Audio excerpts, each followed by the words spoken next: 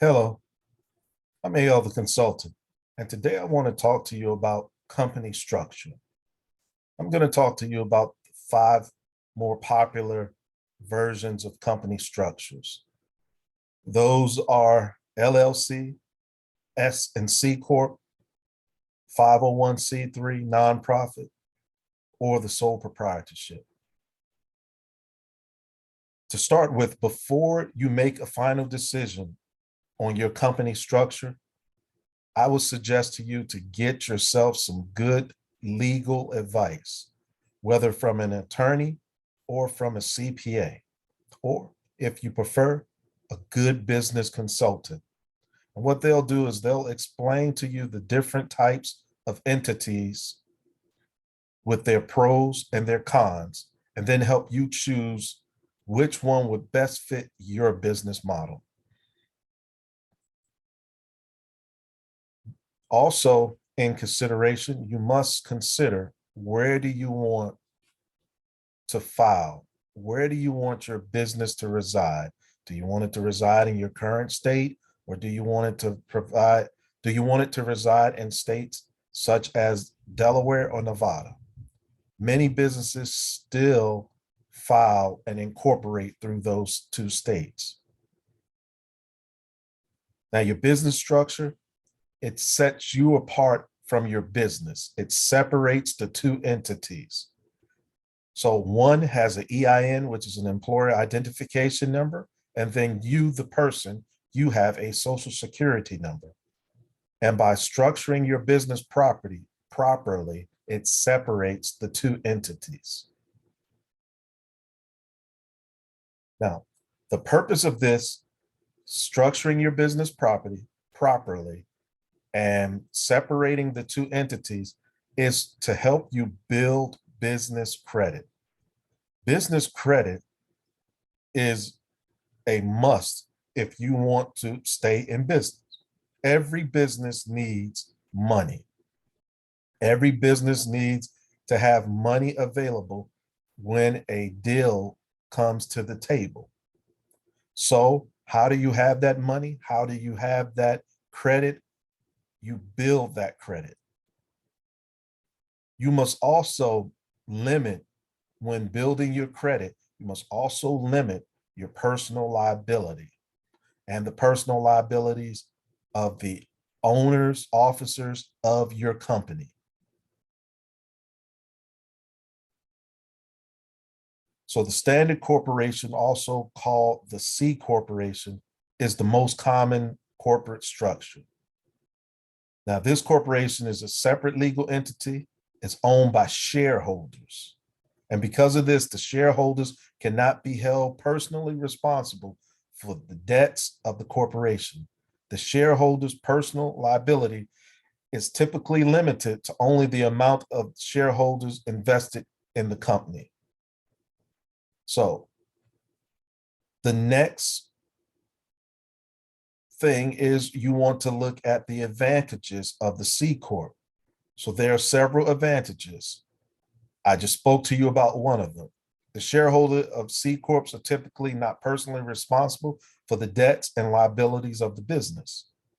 The C Corps can have an unlimited number of shareholders. That's another advantage. Ownership of a C corporation is easily transferable through the sale of stock. And then the C Corp have unlimited life extending beyond the illness or death of its owners. Now, these are just some of the benefits or advantages of a C Corp. Now I'm going to talk to you about an S corporation. And this is a standard corporation that has elected a special tax status with the IRS. The formation requires for an S corporation are the same as the C corporation, where formation documents must be filed with the appropriate state agency and the necessary state filing fees paid.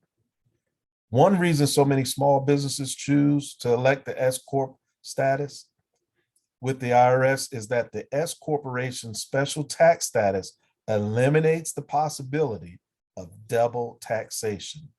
common to C corporations.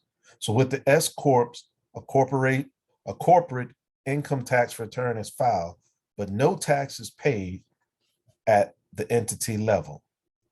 The profits or losses for the corporation are passed through to the shareholders and are reported on their individual tax returns.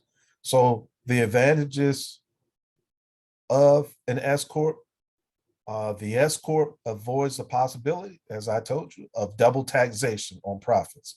Shareholders of the S corporation are typically not personally responsible for debts or liabilities of the business.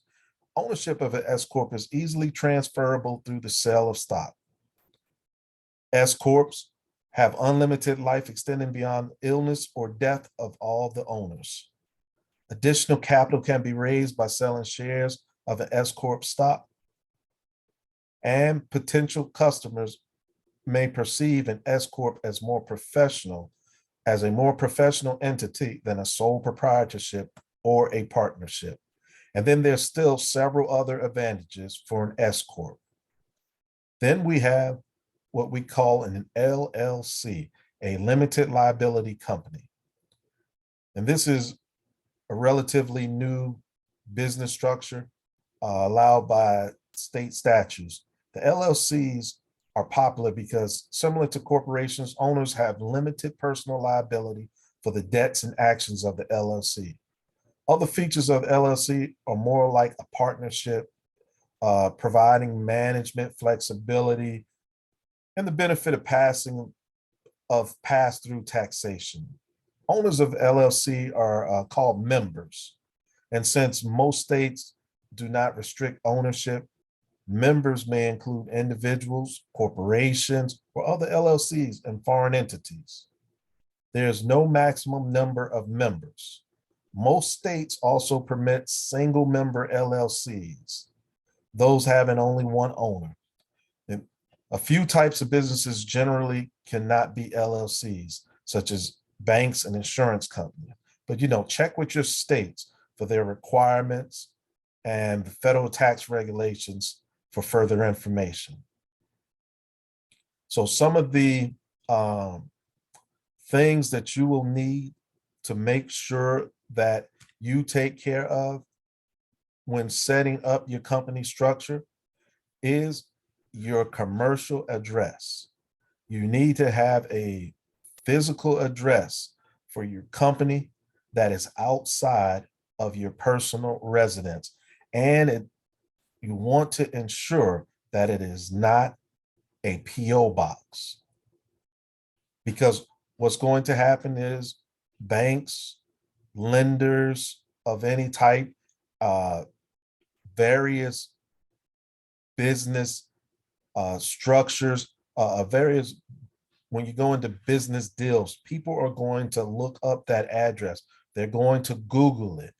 And if yours is a P.O. box, when they pull it up on Google Maps, they're going to see UPS store. They're going to see the P.O. box, the store that you're using.